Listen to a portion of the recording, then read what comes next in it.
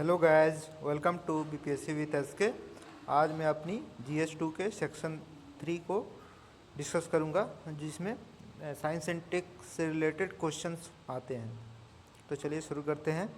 पहला क्वेश्चन था, विज्ञान और प्रौद्योगिकी किस प्रकार कृषि उत्पादकता और खाद्य संरक्षण में मदद कर रहे हैं। इसकी शुरुआत मैंने एक नॉर्मल कोड से किया था कि विज्ञान और प्रौद्योगिकी कृषि के क्षेत्र में क्रांतिकारी बदलाव ला रहे हैं। कृषि उत्पादकता में क्या क्या हो रहा है, इसका मैं वर्णन किया था। जैव प्रौद्योगिकी का उपयोग बाढ़ रोधी, सूखा रोधी, कीट प्रतिरोधी फसलों का विकास, नैनो प्रौद्योगिकी से समुचित सिंचाई व्यवस्था, एआई की मदद से फसल पर नज़र, बिग डाटा का उपयोग किया जा रहा है। आईओटी का उपयोग रियल टाइम निगरानी के लिए, आईओटी का उपयोग real time, nano urea, nano DAP का उपयोग, ड्रोन का उपयोग फसलों को बचाने के लिए। उच्च दक्षता वाले फसलों का जन्म जैव प्रौद्योगिकी के द्वारा संभव हुआ है। खाद्य संरक्षण में आपका नैनो कोटिंग, नैनो तकनीक से खाद्य को खराब होने से बचाव, जैव प्रौद्योगिकी से दीर्घ आयु दिया जा रहा है। वैक्सीन और दवाओं का आविष्कार किया जा रहा है परीक्षण के लिए। अतः विज्ञान और प्रौद्योगिकी कृषि उत्पादकता और खाद्य संरक्षण में महत्वपूर्ण भूमिका निभा रहा है। सेकंड क्वेश्चन था, साइबर क्राइम क्या है। साइबर क्राइम के विभिन्न प्रकार लिखना है और किस प्रकार मदद कर रहा है प्रौद्योगिकी इसमें। तो साइबर क्राइम से तात्पर्य एक थोड़ा सा डिफिनेशन से किया था छोटा सा। साइबर क्राइम से तात्पर्य ऑनलाइन धोखाधड़ी से है, जिसमें क्राइम डिजिटल प्रौद्योगिकी का उपयोग करके किया जाता है। यहाँ प्रकार दिया जाता है, ransomware, malware, digital arrest. Cyber crime को कम करने में प्रौद्योगिकी का क्या उपयोग है, इसका मैंने डिस्क्राइब करा था।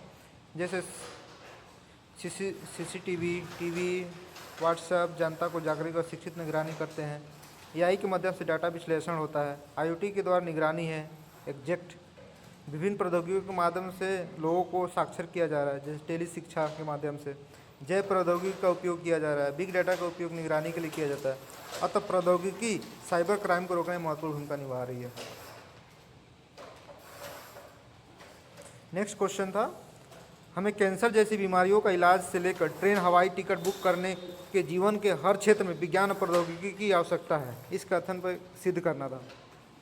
इसकी शुरुआत मैंने किया था। आज 21वीं सदी में विज्ञान और प्रौद्योगिकी का मानव जीवन के सभी क्षेत्रों में क्रांतिकारी बदलाव लाया है।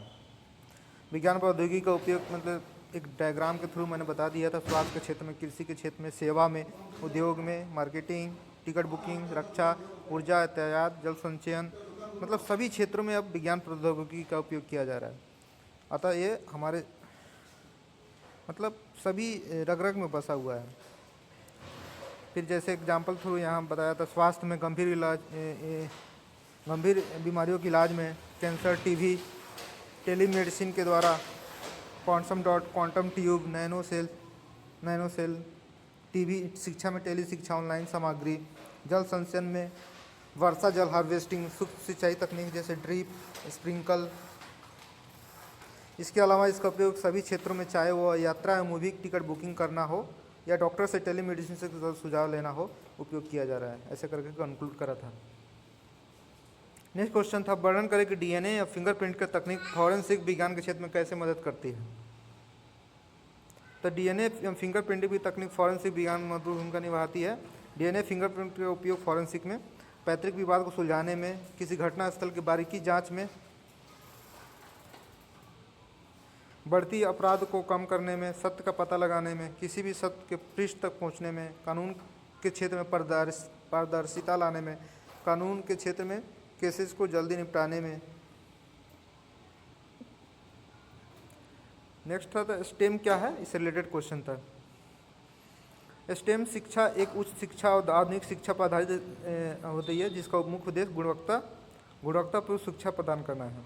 बिहार में कौशल विकास बढ़ाने में, साक्षरता दर बढ़ाने में, जनांकी लाभांश को एक गुणवत्तापूर्ण शिक्षा बदलने में, छात्रों के विषय रुचि बढ़ाने में, व्यावसायिक शिक्षा को लाने में, तकनीकी शिक्षा को लाने में, स्वरोजगार उत्पन्न करने में इसकी महत्वपूर्ण भूमिका है। नेक्स्ट क्वेश्चन था, व्याख्या कीजिए भारत में ड्रोन का उपयोग से रिलेटेड था। तो ड्रोन तकनीक राष्ट्रीय सुरक्षा क्षेत्र में क्रांतिकारी बदलाव लाया है। राष्ट्रीय ड्रोन का उपयोग क्या क्या राष्ट्रीय सुरक्षा के क्षेत्र में ड्रोन का उपयोग क्या क्या है? ड्रोन का उपयोग संवेदनशील क्षेत्रों को निगरानी है। ड्रोन रोबोट का प्रयोग युद्ध में किया जा रहा है। ड्रोन रोबोट का उपयोग आपदा के समय राहत कार्य के लिए किया जा रहा है। हाल ही में भूकंप राहत कार्यों में उपयोग किया जा रहा है, भूकंप राहत में इसका उपयोग किया जा रहा है।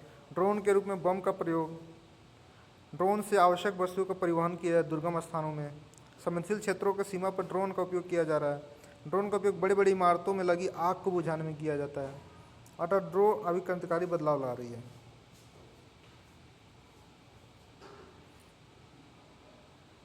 इसमें इस बार जो शॉर्ट क्वेश्चन थे इसमें 6 क्वेश्चन दिया हुआ था, जो एडिशनली ऐसे 5 ही पूछा जाता है, लेकिन इस बार 6 क्वेश्चन था। नेक्स्ट ये डिस्कस करते हैं। लॉन्ग क्वेश्चन जो था वो था चंद्रयान और मंगलयान जैसे मील के पत्थर साबित हुए हैं, भारतीय अंतरिक्ष कार्यक्रम के महत्व को बढ़ाया है, इसका उल्लेख करें और कृषि क्षेत्र में आपदा प्रबंधन और शहरी नियोजन में क्या सहायक है। इसकी शुरुआत मैंने लिखा था, इसरो ने अपने चंद्रयान और मंगलयान मिशनों के द्वारा भारत को अंतरिक्ष की दुनिया में एक वैश्विक नेता के रूप में उभारा है तथा साथ ही अपने आगामी मिशनों से भारत की महत्ता को और बढ़ाया है, ऐसा करके शुरुआत किया था। फिर मैंने चंद्रयान मिशन के बारे में कब कब हुआ तीनों का वर्णन कर दिया। फिर उसके बाद चंद्रयान जो थर्ड गया था उस पर दक्षिणी ध्रुव पर लैंड करने वाला पहला देश बना था, इसका भी वर्णन किया। अभी भारत चंद्रयान 4 का प्लान बना रहा है जिसमें चंद्रमा पर मानव को उतारना है।